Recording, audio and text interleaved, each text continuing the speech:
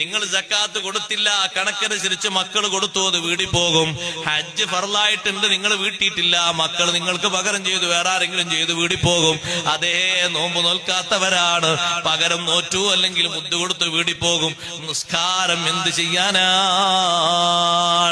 അതിന് മറ്റു വഴികളില്ലല്ലോ, മറ്റു മാർഗങ്ങളില്ലല്ലോ. അതുകൊണ്ട് അവനവന്റെ പെരടിയിൽ അല്ലാഹു സുബ്ഹാനഹു വ തആല നിർബന്ധമാക്കിയ നിസ്കാരം ഒരിഞ്ച് പോലും തെറ്റാതെ നിർവഹിക്കണം. ഫർളിന്റെ കട്ടിയും കനവും നമ്മുടെ പെരടിയിൽ നിന്ന് മാറ്റണേ. അതങ്ങനെ ഓരോ കാലവും അങ്ങനെ കൂടിക്കൂടി വന്നാൽ മരിച്ചിട്ട് എല്ലാവരും കൂടി 70,000 തഹ്ലീൽ ചെല്ലുമ്പോ ഇതങ്ങ് അല്ലാഹു പുറത്തു തരും എന്നാരും കരുതിയിരിക്കണ്ട. 1,00,000 ആളുകൾ വന്ന് ജനാസ നിസ്കരിക്കുമ്പോ അല്ലാഹു ഇതും അങ്ങ് മാറ്റിത്തരുമെന്ന് കരുതണ്ട. കാരണം ഇത് പെരടിയിൽ നിർബന്ധമായ ഒരു നിർബന്ധമാണ്. അതിനെക്കുറിച്ചൊരു ചോദ്യം പിന്നീട് വരാനുണ്ട്. നിങ്ങൾ സക്കാത്ത് കൊടുത്തില്ല, കണക്കനുസരിച്ച് മക്കൾ കൊടുത്തു, അത് വീട്ടിൽ പോകും.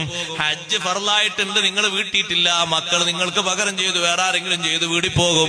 അതേ നോമ്പ് നോൽക്കാത്തവരാണ്, പകരം നോറ്റു അല്ലെങ്കിൽ മുദ്ദു കൊടുത്ത് വീട്ടിൽ പോകും. നിസ്കാരം എന്ത് ചെയ്യാനാണ്? അതിന് മറ്റു വഴികളില്ലല്ലോ, മറ്റു മാർഗങ്ങളില്ലല്ലോ.